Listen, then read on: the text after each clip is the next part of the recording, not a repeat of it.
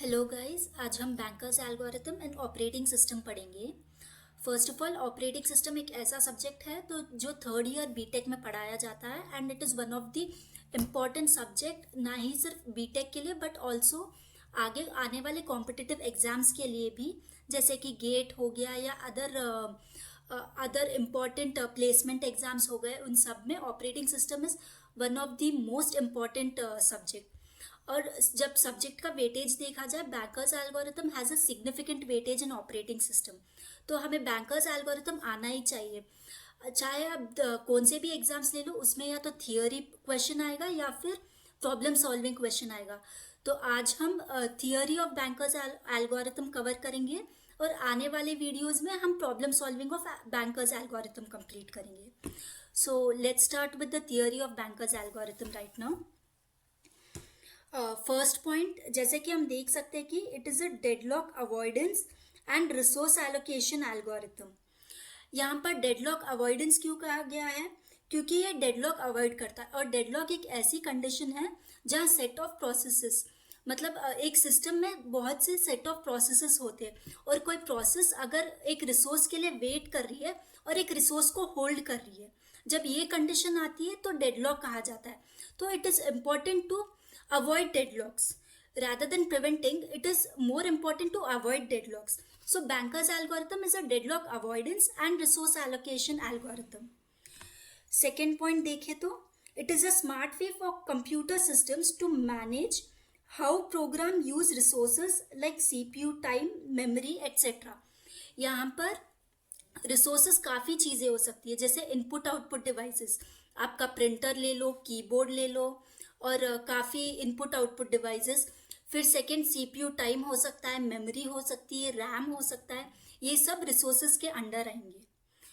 Third point देखें तो it helps in resource allocation among the processes in such a way that no deadlock is encountered. यहाँ पर deadlock avoid किया जाता है एट एनी कॉस्ट। फिर अब मोटिवेशन के पीछे जाते हैं कि ये नाम कैसे पड़ा। पहले तो बैंकर्स एल्गोरिथम, ये कोई साइंटिस्ट के पीछे या इन्वेंटर के पीछे इसका नाम नहीं पड़ा है। इसका नाम बैंकर्स एल्गोरिथम इसलिए पड़ा है क्योंकि इसका मेन मोटिवेशन एक बैंक के सिनेरियो से लिया गया था। यहाँ पर बैंक में एक सिनेरियो होता है कि आप ये इंसान को लोन दे सकते हो या नहीं, आपके पास उतना पैसा है कि आप उसको दे सको, फिर भी बैंक प्रॉपरली रन करे और बाद में उससे वापस वो पैसा रिट्रीव भी कर सको। तो वही पॉइंट ये बता रहा है कि the motivation behind this algorithm is derived from a situation from a bank where the bank had to decide whether or not loan approvals could be safely made. यह मोटिवेशन है बैंकर्स एल्गोरिथम के पीछे। अब थोड़े disadvantages के बारे में भी पढ़ते हैं बैंकर्स एल्गोरिथम में। One of the major disadvantage of bankers algorithm is it does not work well with dynamic environment. यहाँ डायनामिक एनवायरनमेंट क्यों बोला गया है? क्योंकि बैंकर्स एल्गोरिथम जब हम अप्लाई करते हैं, इसमें हमें प्रोसेसेस, नंबर ऑफ प्रोसेस, मतलब 5 प्रोसेसेस है या 6 प्रोसेसेस है, ये हमको पहले से मालूम होना चाहिए। हम बाद में अगर 5 प्रोसेसेस रन हो रही है और उसमें एक और ऐड करना चाहे तो ऐसा नहीं हो सकता। तो हमें प्रोसेसेस पहले से मालूम हो, नंबर ऑफ प्रोसेसेस पहले से मालूम होनी चाहिए। Next point, each process needs to know maximum number of resources it requires in prior. मतलब एक प्रोसेस को कितने रिसोर्सेज भी चाहिए, ये भी प्रायर में इंफॉर्मेशन होनी बहुत ज़रूरी है। थर्ड डिसएडवांटेज क्या है? Since at each step it requires checking of safe state. मतलब कि हर प्रोसेस रन हो सकता है क्या बिना डेडलॉक को फॉर्म किए, उसे सेफ स्टेट कहा जाता है। It is not very much recommended for vast systems. यहाँ पर जब एवरी स्टेप पे हम जब सेफ स्टेट चेक करते हैं, ये काफ़ी रिपीटेटिव प्रोसेस हो जाता है, तो it becomes very time taking और मेमोरी भी बहुत यूज़ करता है। तो इसलिए वास्ट सिस्टम्स के लिए ये रिकमेंडेड नहीं है। Now let's see the data structures required in Banker's algorithm. Banker's algorithm mathematically solve किया जा सकता है, तो इसलिए हमें इसके मैथमेटिकल लॉजिकल टर्म्स जानना बहुत ज़रूरी है। पहले डेटा स्ट्रक्चर समझने के लिए हम एक स्ट्रक्चर समझते हैं कि बैंकर्स एल्गोरिथम का क्वेश्चन कैसा आएगा और उसके अंदर क्या क्या पॉइंट्स हैं। सो फर्स्ट, जैसे कि क्वेश्चन देख सकते हैं, let us consider a system with 5 processes. यहाँ पर जैसा दिया हुआ है 5 प्रोसेसेस। P0 to P4। तो हमने क्या किया, डिसएडवांटेज में पढ़ा था कि प्रोसेसेस पहले से, नंबर ऑफ प्रोसेसेस पहले से पता होने चाहिए। And 3 types of resources A, B, C, where A has 10 instances। अब जैसे A, B, C ले लीजिए। A प्रिंटर हो सकता है आपका, B मेमोरी हो सकती है, और C आपका CPU टाइम हो सकता है। ये आपके रिसोर्सेस ले लीजिए। तो आप सोचिए, एक सिस्टम को आपको 10 प्रिंटर्स कनेक्टेड है, B के पास 5 इंस्टेंसेस है, और C के पास 7 इंस्टेंसेस है। ये टोटल इंस्टेंसेस जो सिस्टम को कनेक्टेड है वो बताए गए हैं। तो अब क्वेश्चन ऐसा आता है कि आपको इसका सेव सीक्वेंस फाइंड आउट करना है। तो इसमें क्या होता है, पहले नंबर ऑफ प्रोसेस, तो आपको पहले क्या करना है, पूरे प्रोसेसेस लिख लेने हैं, P0, P1, P2, P3, P4। तो ये टोटली कितने, 5 प्रोसेसेस हो गए।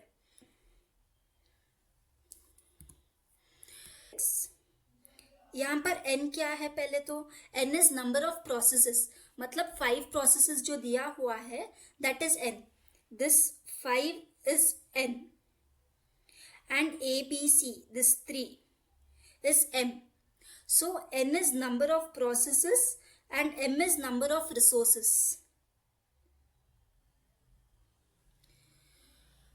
So next point, what is max?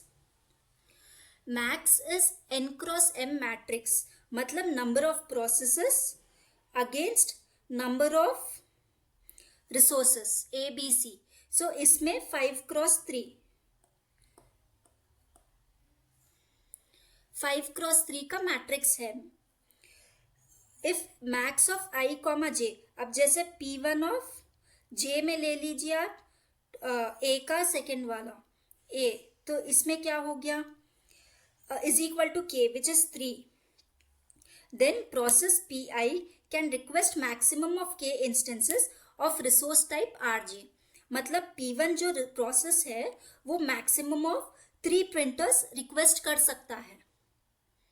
आप P2 के लिए ले लीजिए।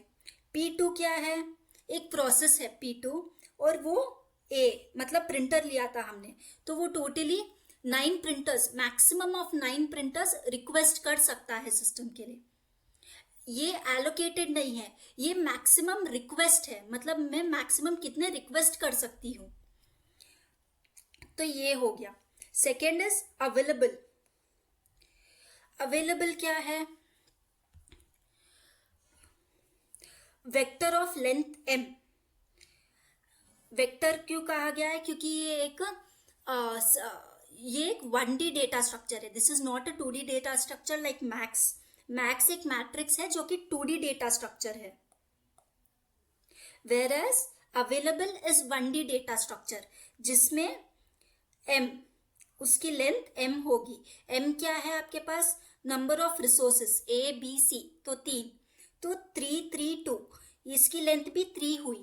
सो available is a vector of length m।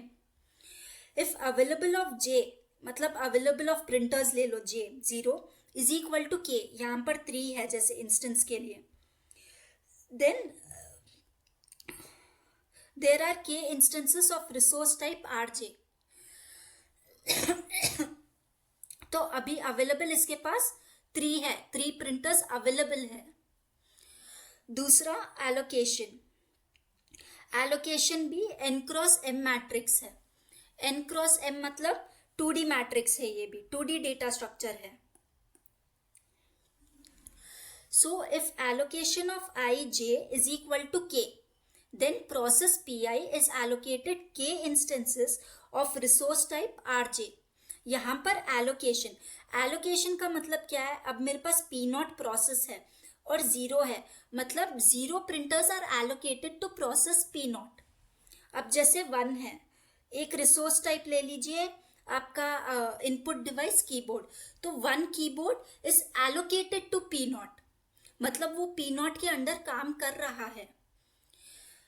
Now fourth matrix, n cross m matrix. Need, आपकी जो नीड है ये यूज में आएगी, क्वेश्चन में नहीं दी होगी लेकिन यूज में आएगी, जो आपको खुद फाइंड आउट करना रहेगा। n cross m matrix, if need of ij is equal to k, then process pi requires k instances more of rj. इसका मतलब क्या है? अभी जैसे मेरे पास 10 चॉकलेट्स है, ले लीजिए, मेरे पास 10 चॉकलेट्स है लेकिन मुझे 15 खानी है, तो अब मेरे पास नीड क्या हो गई? मेरे एलोकेटेड रिसोर्सेस 10 है मेरे पास, मैं मैक्सिमम 15 ले सकती हूँ, तो 15 माइनस 10 जो आपकी 5 है वो अभी भी आपकी नीड है। तो नीड मैट्रिक्स आपको खुद कंस्ट्रक्ट करना होगा। वो कैसे? मैक्स माइनस एलोकेशन करके। वो हम सीखेंगे जब हम प्रॉब्लम सॉल्व करेंगे। सो आई होप कि ये आपको पूरे 4 डेटा स्ट्रक्चर्स क्लियर है। इसमें हम देख सकते हैं कि आपका मैक्स और नीड ये सारे 2D डेटा स्ट्रक्चर्स हैं, that is matrix form of n cross m। और सिर्फ आपका अवेलेबल जो अवेलेबल है वो अवेलेबल वेक्टर में है, जो कि लेंथ m मतलब नंबर ऑफ रिसोर्सेस को रिप्रेजेंट, उसकी साइज जितना ही होगा। तो इसमें सिर्फ अवेलेबल वाला आपका वेक्टर होगा और बाकी के तीनों, that is max, allocation and need, that will be a 2D matrix. Let's move forward. Algorithms used in backend of bankers algorithm. ये भी एक प्री रिक्विजिट है बैंकर्स एल्गोरिथम का, जो हमें जानना जरूरी है। बैंकर्स एल्गोरिथम एक्चुअली एक समेशन ऑफ 2 एल्गोरिथम्स है, ऐसा बोल सकते हैं, जिसमें 2 एल्गोरिथम्स लगाए जाते हैं एक डेडलॉक अवॉइड करने के लिए। तो फर्स्ट एल्गोरिथम है सेफ्टी एल्गोरिथम। सेफ्टी एल्गोरिथम क्या करता है? Determines if system is in safe state and process can execute without causing a deadlock. मतलब ये एक सेफ सीक्वेंस जनरेट करता है, और अगर सेफ सीक्वेंस जनरेट हो गई, इसका मतलब ये है कि सिस्टम सेफ स्टेट में है और कोई डेडलॉक कॉज नहीं हो रहा है इसके पीछे। और सेकंड एल्गोरिथम क्या है? Resource request algorithm. It determines whether it is safe to allocate the requested resources to the process. अब पहले हमने फाइंड कर लिया कि सिस्टम एक सेफ स्टेट में है और सारे प्रोसेसेस एग्जीक्यूट हो सकते हैं विदाउट कॉजिंग अ डेडलॉक। तो सेकंड, जब हम थोड़े और रिसोर्सेस रिक्वेस्ट करें, मतलब एक प्रोसेस थोड़े से और रिसोर्सेस रिक्वेस्ट करता है, तो is it safe to give them those resources? ये भी चेक करना बहुत जरूरी है। तो हम इन दोनों एल्गोरिथम्स का यूज करेंगे बैंकर्स एल्गोरिथम सॉल्व करने के लिए। Thank you. आज के लिए बस इतना ही।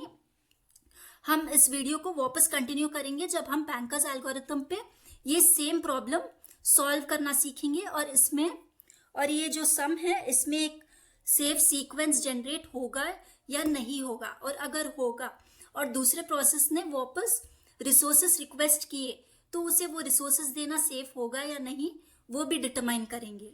तो thank you for watching this video. Please like, share and subscribe.